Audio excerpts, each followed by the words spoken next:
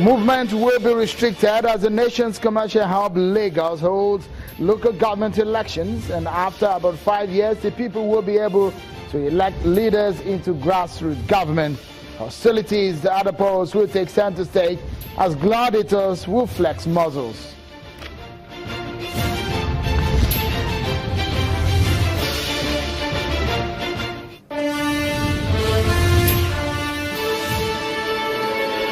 And we assess the debate over local government autonomy, fiction or reality. We dissect the roles of the third tier of government and what it should be doing. That's our focus tonight on the program.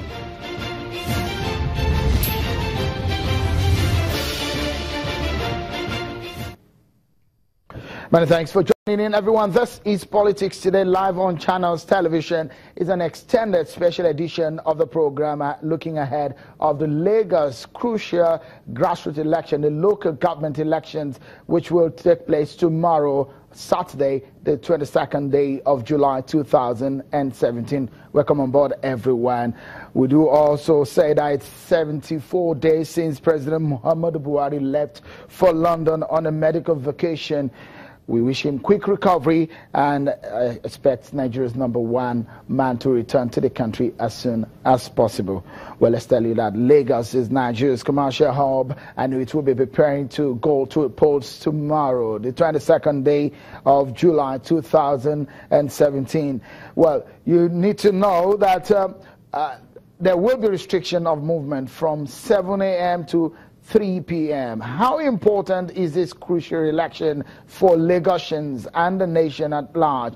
Lagos State is perhaps Nigeria's biggest state in terms of economy. Its internally generated revenue, IGR, mainly through taxes, stood at $1.3 billion in 2015, 3 times more than the state with the second most IGR and 39% of the total IGR by Nigeria's 36 states.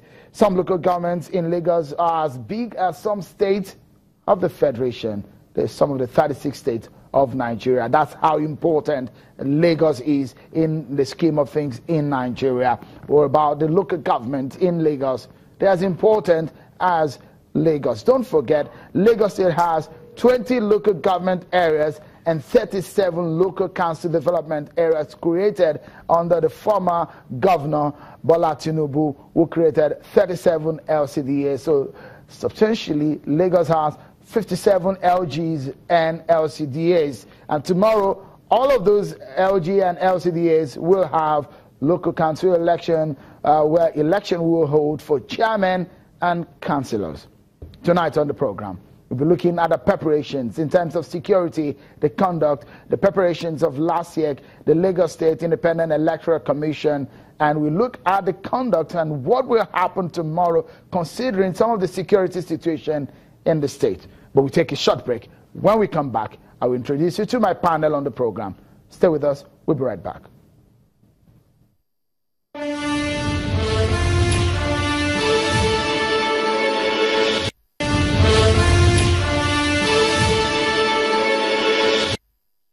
Thank you so much for staying with us, everyone. Let's get into it. Lagos State will be holding its local council election. And you know the status of the state in Nigeria, perhaps the nation's biggest state in the 36 states of the Federation. The state is known for a very intense political contest in the past. This is perhaps the first time people of Lagos State will have the opportunity to elect local council officials in about 5 years. It looks so much like it was 2012 that we had the last election in Lagos. Tonight, I have a panel that will be dissecting the issues. Joining me on the program is the Commissioner of Police in Lagos, Mr. Fatai Owosheni, and also Chairman of Transition Monitoring Group, Dr. Abiola Akiode Afolabi. And from Abuja today is Mr. Ezenwa Nwagu, the Executive Director of Partners for Electoral Reforms, and also in Abuja is Mr. Samson Itodo, Executive Director, Youth Initiative for Advocacy, Growth and Advancement. Thank you so much, everyone, for coming on the program. Let's get the conversation started now. Let me start with Dr. Abiola Akeode-Afolabi. You were one of those who organized the debate for local council election. That's perhaps not what we have not seen in a long time. Having people who want to take charge of local government administration come and tell us their programs and what they have in stock. How important is the Lagos council elections? Well, the Lagos Council election is quite important, especially because to a lot of Nigerians and to a lot of Lagosians, it's actually long overdue. We have been expecting this for quite a while. And having gotten to that level, there was a need for us to try as much as possible and see how the discussion can be redirected to the extent that electorates will be able to know what the candidates actually have in store for them. And that was what led the Transition Monitoring Group to organize the debate for candidates who are running for tomorrow's election. And it was quite an interesting thing, because one of the things that we also noticed is that oftentimes you have a local government chair that has been sent to be doing the work of, expected to do the work of the the governor and all that, the executive governor and all that. So it was an opportunity for them to clarify what their mandates are, what are they expected to be doing, what should Nigerians expect from them. And it was quite a big program. There were a lot of Nigerians seated, Lagosians seated, to hear from that number of candidates who are in the who are at the program. We feel that there's a need for us to move the discussion from the kind of rhetoric that we see, the kind of personality that people discuss when election is coming, to specific issue-based discussion. And that was why we brought them up, for people to ask them several questions about perhaps I should go to Abuja now with Ezenwa Nwagu.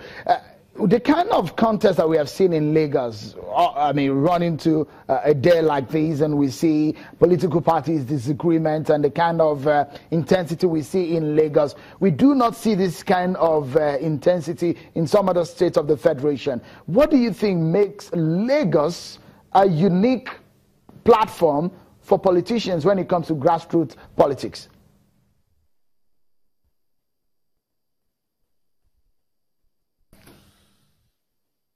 Well, it's clear that Lagos, being what it is, some sort of melting pot, indeed multicultural, multi-ethnic, and for everything, being the economic capital of the country, will do something different. Different because in other places, what we have seen, the local government elections have not been able to elicit the kind of interest that we have seen in Lagos. And the reason for that will have to come to us, what you said in your opener. Basically, we will want to agree that Lagos will have to show something different when it comes to local government elections. We want to see a contestation rather than selection that we have seen.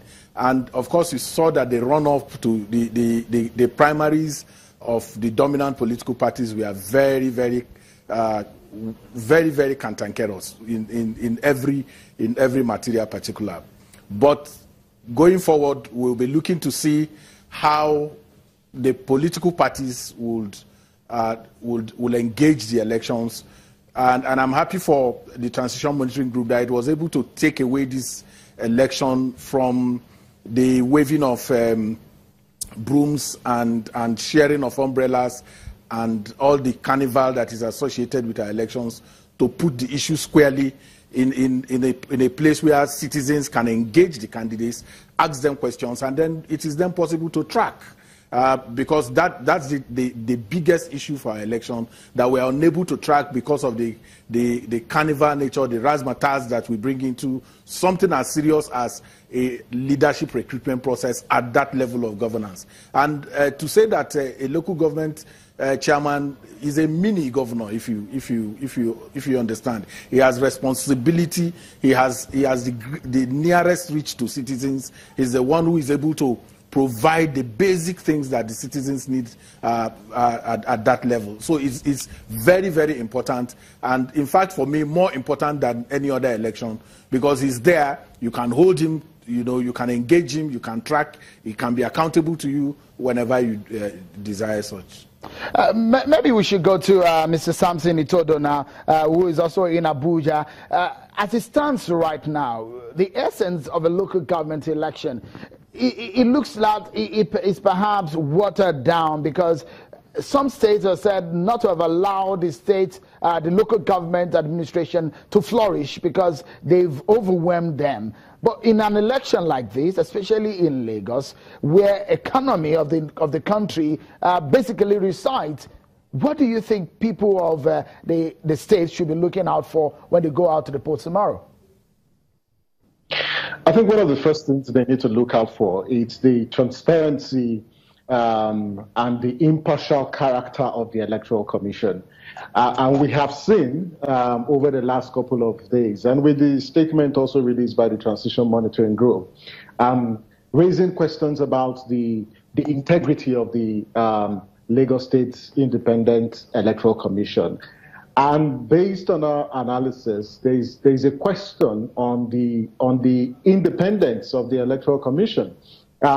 There are fundamentals for credible elections. One, you need a transparent and an independent electoral commission.